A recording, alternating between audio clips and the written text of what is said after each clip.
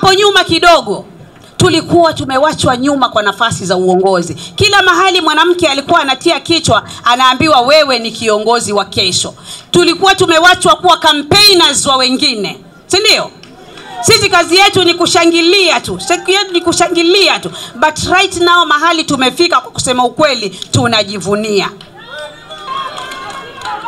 Kwa hakika wakina mama, it's high time for us.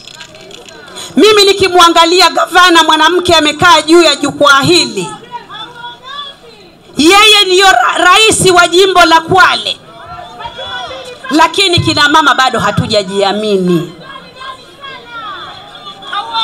Bado kuna mtu anatupanga, anasema msiviye maana gavana Mfatuma Achani.